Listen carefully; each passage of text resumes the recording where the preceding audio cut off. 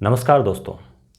राजस्थान जो अध्ययन की पुस्तक है कक्षा 10 की वो हम पढ़ रहे थे और आज जो है वो लाइव न होके डिजिटल रूप से हम जो बोर्ड है डिजिटल इस पे हम पढ़ेंगे। तो आप बताना कमेंट करके कि आपको इसमें ज़्यादा जो है वो अच्छा समझ में आ रहा है, क्लियर फीलिंग आ रही है, या जो है आपको वैसे लाइव में ज़्यादा अच्छा लगता है। तो आप जैसे कहेंगे वैसे कर लेंगे। तो चलिए, इस क्लास में हम पढ़ने वाले हैं चित्रकला शैलियाँ। तो जयपुर की जो चित्रकला शैली है उसके बारे में हम पढ़ेंगे। इससे पहले आमेर के बारे में हम पढ़ चुके हैं। तो जैसे जयपुर का नाम आता है तो सवाई जय सिंह का नाम आएगा ही आएगा। इसमें हम हर चीज़ को देखेंगे डीपली। जैसे सवाई जय सिंह है तो सवाई जय सिंह को सवाई की उपाधि किसने दी, आप कमेंट करके बताएं।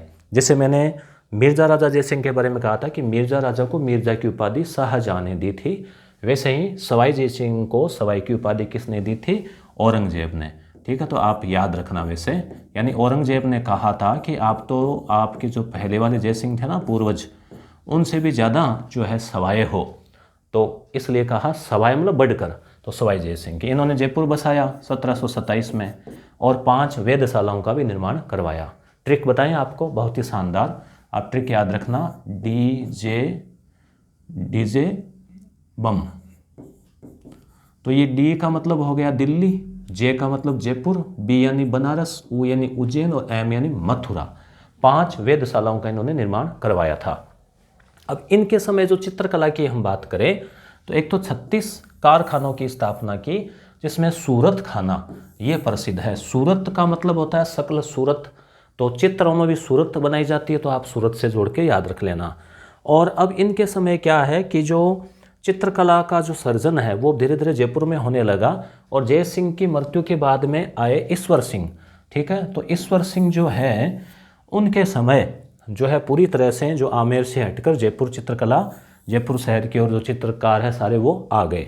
ईश्वर सिंह के समय की खास बात आप याद रखना, साहिब राम और लालचंद ये इनके दरबार के प्रसिद्ध चित्रकार थे। ईश्वर सिंह के समय साहिब राम और लालचंद। ये मैं बता दूं, जो नए विद्यार्थी है कक्षा 10 की राजस्थान अध्ययन वाली ये नई पुस्तक है, राजस्थान का कला संस्कृति और इतिहास वाली। तो अब इसमें आप ये याद रखना कि साहिब राम ने जो है बड़े व्यक्ति चित्र यानी आदमकद जो है जिसको पोर्ट्रेट बोलते हैं ये बनाए। तो यहाँ से क्वेश्चन पूछा जाता है कि जयपुर में यानी आदमकद चित्र कहाँ बने, जयपुर में। किसने बनाए, साहिब राम ने। पहला चित्र किसका बनाया, तो ईश्वर सिंह का ही बनाया, अपने समय के राजा का। लालचंद जो है, ईश्वर सिंह के समय 2 बड़े चित्रकार थे, एक तो साहिब राम और एक लालचंद। तो लालचंद जो है, लालचंद ने क्या किया, जानवरों की लड़ाइयों के अनेक चित्र जो है वो बनाए। ठीक है, और हम बात करें आगे, जैसे इसमें जो ये है सवाई माधो सिंह। ठीक है, माधो सिंह के समय की हम बात करें, इसको थोड़ा सा, सवाई माधो सिंह के समय की बात करें हम, तो इसमें सवाई माधो सिंह जो है वो ईश्वर सिंह के ही भाई थे और ईश्वर सिंह ने आत्महत्या करने के बाद में ये जो माधो सिंह है वो शासक बने। तो इनके समय क्या परिवर्तन आया, चित्रों में रंग भरने के बजाय थोड़ा स्टैंडर्ड बढ़ा दिया है। ठीक है, मोती, लाख, लकड़ी की मणियाँ ये जो है वो उसमें चिपकाए जाने लगे। तो जयपुर वाली जो चित्रकला है उसमें आपको याद रखना है सवाई जय सिंह, उसके बाद में आपको याद रखना है ईश्वर सिंह के समय आदमकद चित्र। चित्रकारों में नाम आपको याद रखना है, एक तो साहिब राम और एक लालचंद, और उसके बाद में मणि वगैरह जो है वो भरने लग गए तो वो है माधो सिंह। ठीक है, आगे हम देखते हैं भित्ति चित्र। अब एक लाल चितेरा महाराजा सवाई सिंह और सवाई माधो सिंह के समय हुआ, एक लाल चितेरा और था, तो ये भी आप ध्यान में रख लेना। उसके अलावा जैसे शालिग्राम का नाम आया गया, चिमना, हुक्मा, तो ये थोड़े थोड़े नाम आप जो है ध्यान में रख लेना। महाराजा सवाई राम सिंह 1857 की क्रांति के समय सवाई राम सिंह जयपुर के शासक थे और इन्होंने महाराजा स्कूल आर्ट एंड क्राफ्ट, ठीक है, आर्ट कला और क्राफ्ट जो है वो हस्तशिल्प, ये इन्होंने स्थापित की। तो इसको वर्तमान में राजस्थान स्कूल ऑफ आर्ट कहा जाता है। तो ये भी इंपॉर्टेंट है, 1-2 एग्जाम्स में पूछा भी गया कि इसकी स्थापना किसने की, तो सवाई राम सिंह के समय हुई। अब जैसे जयपुर की हम और बात करें तो भित्ति चित्रण का मतलब क्या होता है? भित्ति यानी दीवार, दीवारों के ऊपर जो चित्र बनाए गए, जैसे महल के अंदर, हवेलियों के अंदर जो दीवारें हैं उसमें। उसके अलावा पोथी चित्रण, पोथी किसे कहते हैं? पुस्तक को, किताब को। तो किताबें हैं उनके अंदर चित्र, डिज़ाइन ऊपर साइड में ऐसे। उसके अलावा आदम कद, आदम कद का मतलब आदमी का जो कद होता है 6 फीट या मान लो कुछ कम, तो लगभग एकदम ओरिजिनल साइज जो है वो चित्र बनाए गए। लघु चित्रण, छोटे चित्र, ये सब जो है जयपुर में रहे और मुगल प्रभाव स्पष्ट रूप से देखने को मिलता है। मुगल प्रभाव का क्वेश्चन आपके या तो ये आ सकता है कहाँ नहीं पढ़ा, तो हम पहले पढ़ चुके हैं, जैसलमेर शैली पर नहीं पढ़ा। ठीक है। और जो राजपूती संस्कृति की नफासत, नजाकत, रंग वगैरह वो सब देखने को मिलते हैं। तो बड़े बड़े पोर्ट्रेट चित्र, और साहिब राम ने सबसे पहले ईश्वर सिंह का बनाया, उसके बाद में वो परंपरा चल पड़ी। भित्ति चित्रों में क्या होता है कि आला गीला या आरा यस, ये याद रखना, आला गीला। आला मतलब गिल्ले को बोलते हैं, गीला यानी कि नमी युक्त। मान लीजिए जिसमें पानी मिला हुआ हो, तो आप देखते हैं कि दीवारों पे हम जैसे सीमेंट वगैरह लगाते हैं, उसके ऊपर एक वाइट करते हैं ना, आजकल तो पुट्टी करने लगे, एक पना भी होता है। तो उसमें क्या होता है कि ये जो प्लस्तर है उसको घोटकर और चिकना कर लिया जाता है, और फिर उसको गीले को ही दीवार पे लगा के उसमें चित्र कोरा जाता है, घोट के ऐसे खरोंच के। फिर वो सूख जाता है तो मजबूत बन जाता है, फिर उसमें रंग भर दिया जाता है। तो उस पद्धति को आला गीला जो है वो कहते हैं। तो क्वेश्चन आपके आ सकता है कि आला गीला किससे संबंधित है? तो ये क्या है? चित्रकला से संबंधित है, भित्ति चित्र से संबंधित है, जयपुर से संबंधित है। तो दोनों तीनों जो बातें हैं वो आप याद रख लेना। आमेर जो है इसमें इसकी शुरुआत हुई। ठीक है। इसको मोरा कस्सी, ये भी आप याद रखना, मोरा कस्सी भी इसको जो है वो बोलते हैं। ठीक है। और हम इसकी बात करें आगे, इसी से जुड़ा हुआ, तो इसमें हम देखते हैं आगे।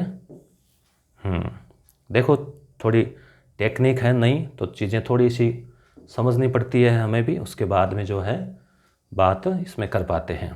ठीक है।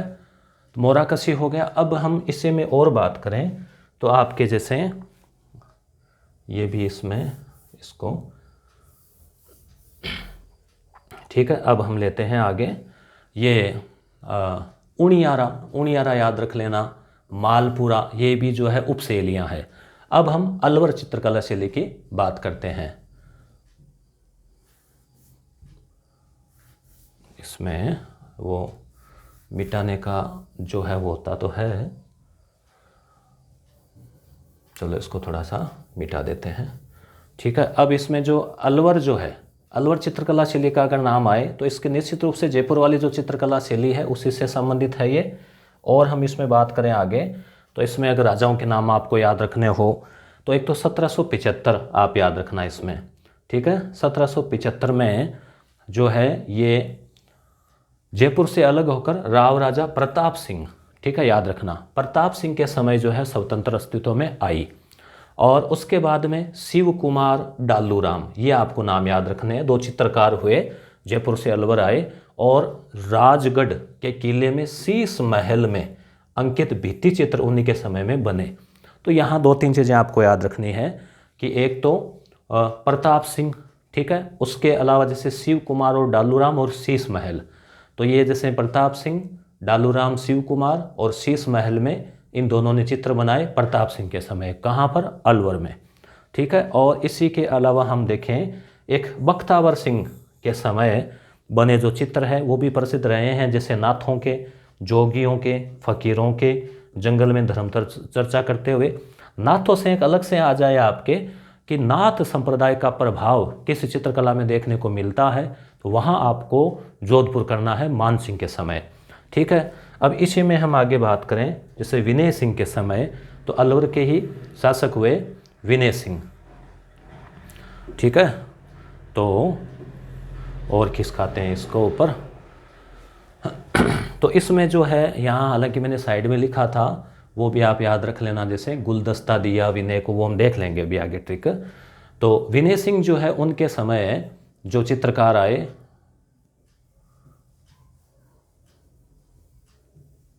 ठीक है, ये जो लाइनें वाइनें पहले खींची वो इसमें रह रही है ना,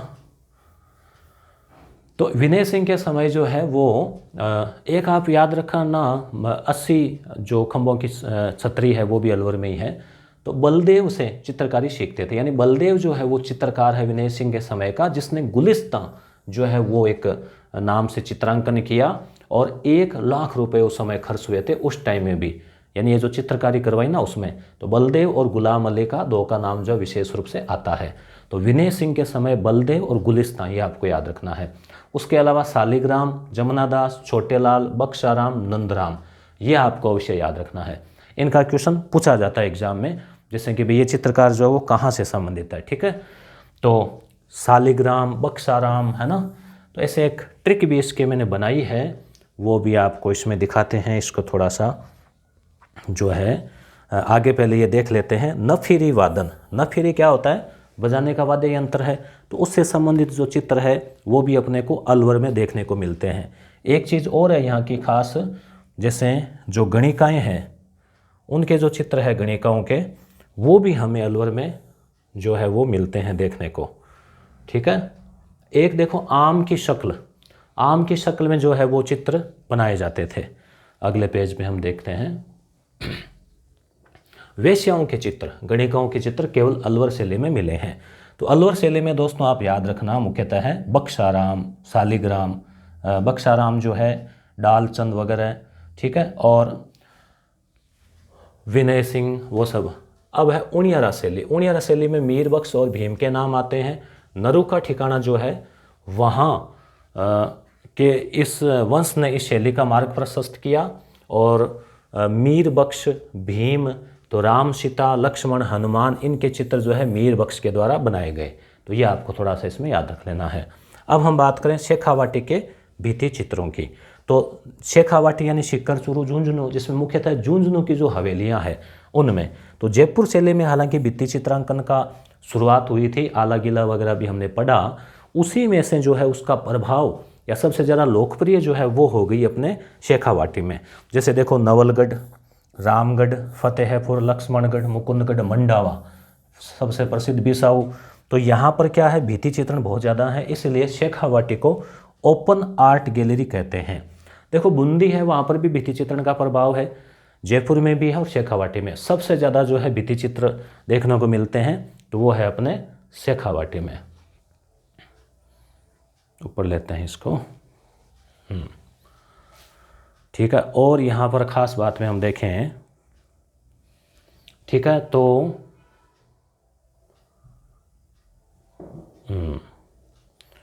अभी क्या इस पे भी थोड़ा हाथ बैठेगा ना, तब धीरे धीरे जो है चीज़ें प्रैक्टिस में आएगी दोस्तों। प्रैक्टिस जो है उसी से व्यक्ति परफेक्ट बनता है, ठीक है। अब इसको ये भी कहना मानेगा ना धीरे धीरे।